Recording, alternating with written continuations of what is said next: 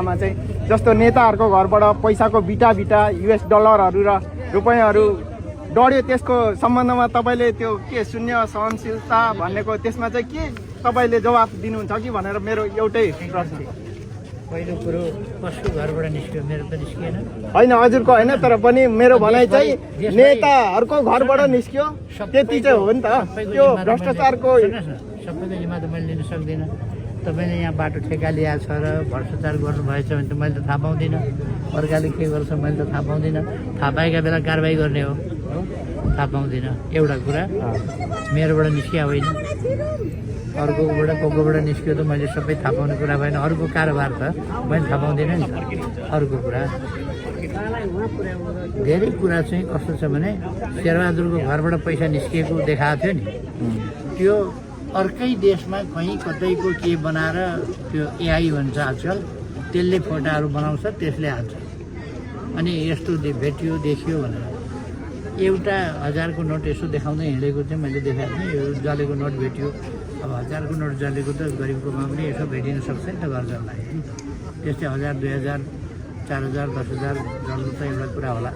नत्र भने त्यो जुन फोटो देखाइयो त्यो चाहिँ नकली फोटो हो। यस्ता नकली फोटाहरू खुब देखाउँछन्, प्रचार गर्ने, दुष्प्रचार गर्ने। यस्तोको पछाडि धेरै भर पनि पर्नु हुँदैन। अनि यसमा तपाईँले भन्दै गर्दाखेरि त्यतिखेरकै अवस्थामा पत्रकारहरूले लाइभ पनि दियो होइन, 1-2 दिनपछि पनि गएर ती डढेका टुक्राहरू देखायो होइन। त्यसमा चाहिँ अब हामीले त्यो AI भनेर चाहिँ मलाई चाहिँ विश्वास लागेन होइन। त्यो अब त्यो तपाईँहरूको होइन मूल्याङ्कन के छ र अब आउने दिनहरूमा ती डढेका पैसा त्यस्ता भ्रष्टाचारीहरूलाई चाहिँ के गर्न सक्नुहुन्छ यदि तपाईँ अब निर्वाचित भएर प्रधानमन्त्री हुनुभयो भने चाहिँ? प्रमाणित भएका सबै भ्रष्टाचारी हामी अनुसन्धान गर्छौँ। प्रमाणित रूपमा भ्रष्टाचारी देखियो भने कारवाही गर्छौँ।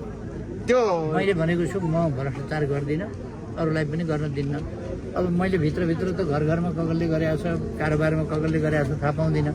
थाहा पाएका दिन कारवाही गर्छु।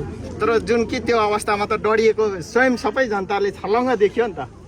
मैले अघि त्यसले अब त्यो होइन तपाईँको एउटा जिज्ञासा त्यो AI हो, तर AI होइन, त्यो पत्रकारले त प्रष्ट देखाएको छ नि त। कति देखायो? जस्तो डढेको खरानीहरू, त्यो पानी मुनिका ट्याङ्कीहरू होइन, जस्तो अन्डरग्राउन्डमा राखेकाहरू र अब कोठाभरि। अनि जस्तो अब प्रचण्डकैमा पनि त्यसरी नै अब सिलिङ फुटाएर छरेकाहरू देखियो होइन। अब खरानीहरू त अब त्यो देखिएकै हो। अनि यस्ता अब कार्य गर्नेहरूलाई तपाईँहरूले अब कारवाही गर्नुहुन्छ हुन्न? अहिलेको त यो कुनै पत्यारिलो छैन, कुराहरू सबै हम फिजाउने कुराहरू छ।